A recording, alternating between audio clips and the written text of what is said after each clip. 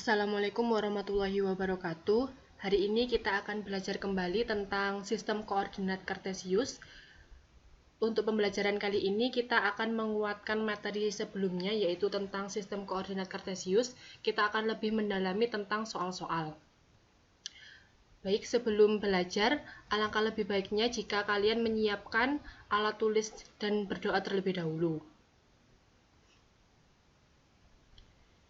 Di sini saya akan membahas berbagai macam contoh-contoh soal yang berkaitan dengan koordinat kartesius. Yang pertama, di sini saya mempunyai soal, yaitu diketahui titik P min 1,2, titik Q 5,2, titik R 2,-2, dan titik S min 3,-2. Berapakah luas bangun datar yang dibentuk oleh titik-titik tersebut? Mari kita lihat pembahasannya. Karena tadi cuma diketahui titik-titiknya, maka tugas kita di sini adalah menggambar titik-titik tersebut dalam koordinat kartesius. Maka gambar yang didapat adalah seperti ini.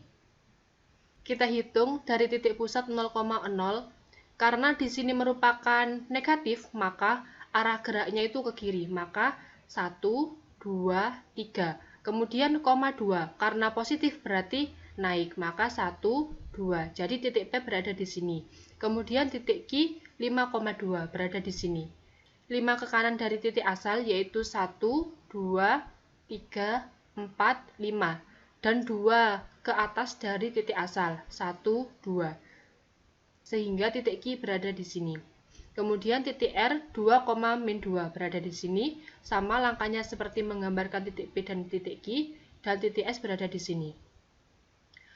Kita lihat bangun yang dibentuk dari titik PQRS ini merupakan bangun trapesium. Untuk mencari luas trapesium, kita menggunakan rumus luas trapesium, yaitu jumlah sisi sejajar dibagi 2 dikali tingginya. Sisi sejajar di sini yaitu SR ditambah PQ per 2 dikali PS. PS ini merupakan tinggi. Sehingga 5 ditambah 8 per 2 dikali 4 sama dengan 13 per 2 dikali 4 sama dengan 26 satuan. Soal selanjutnya, ini ada gambar titik yang berada di koordinat kartesius. Perintahnya yaitu tentukan posisi titik E, F, dan G pada gambar di samping. Terletak pada kuadran berapakah titik-titik tersebut? Mari kita lihat pembahasannya. Titik E berada di sini. Bagaimana cara menghitungnya? Kita hitung dari titik asal 0,0, yaitu 1, 2. 2 langkah ke kanan dan 1, 2. 2 langkah ke atas, sehingga titik E berada di posisi 2,2. Kemudian titik E itu berada di kuadran berapa?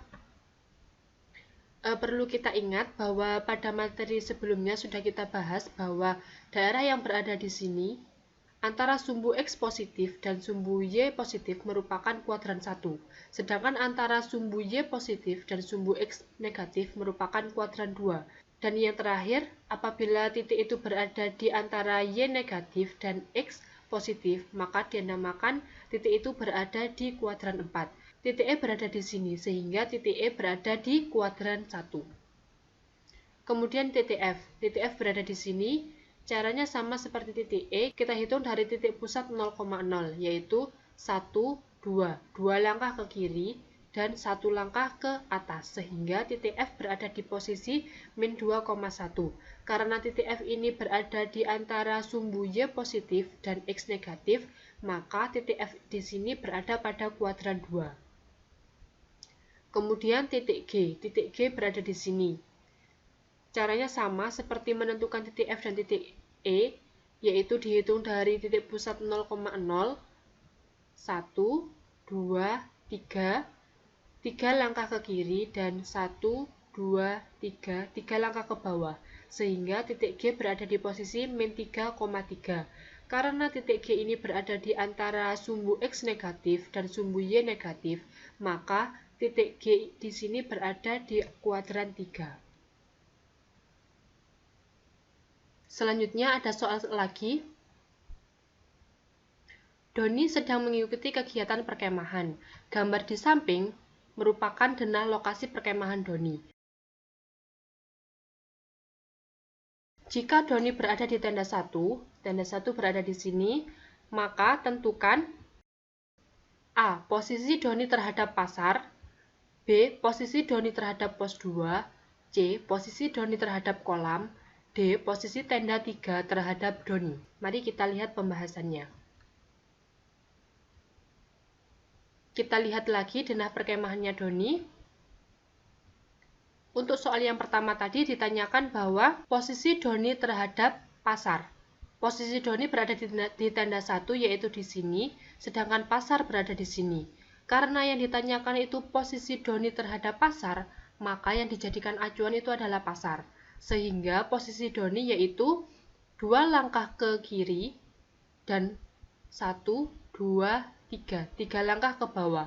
Sehingga posisi doni terhadap pasar yaitu 2 satuan ke kiri dan 3 satuan ke bawah. Kemudian posisi doni terhadap pos 2. Posisi doni berada di tenda 1 di sini dan pos 2 berada di sini. Yang ditanyakan yaitu posisi doni terhadap pos 2.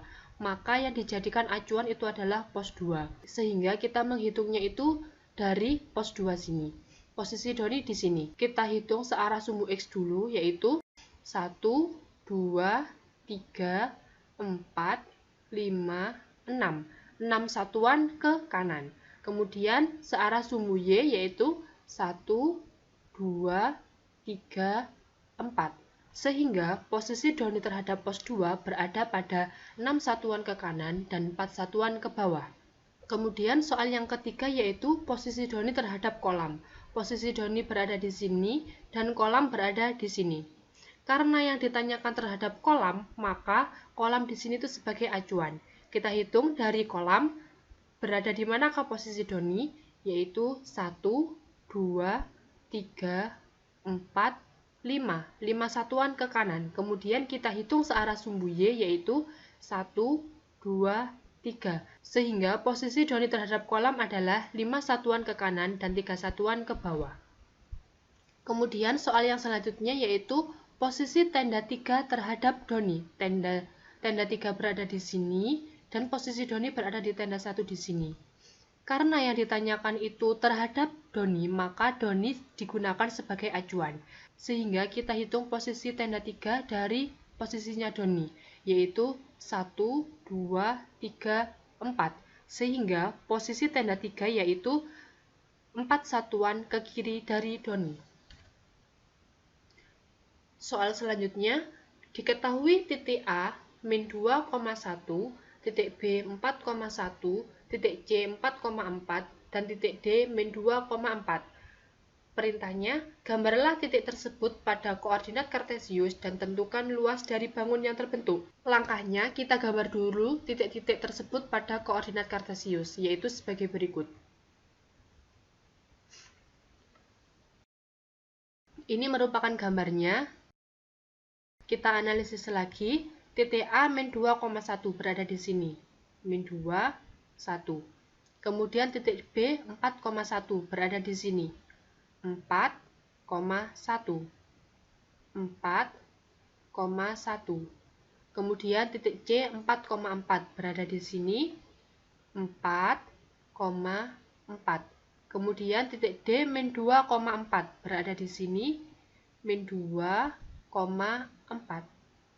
Kemudian kita amati bahwa bangun yang terbentuk dari titik A, B, C, D adalah bangun persegi panjang.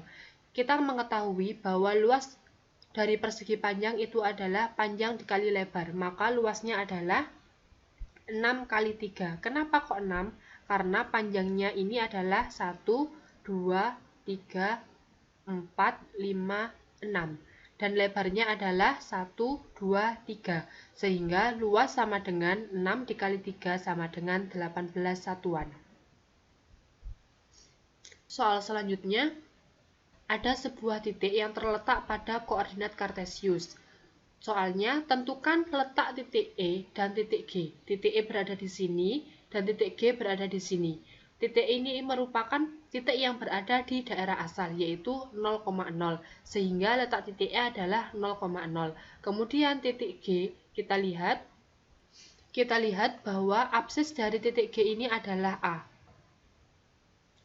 Dan ordinat dari titik G adalah A, sehingga titik G berada di posisi A, A.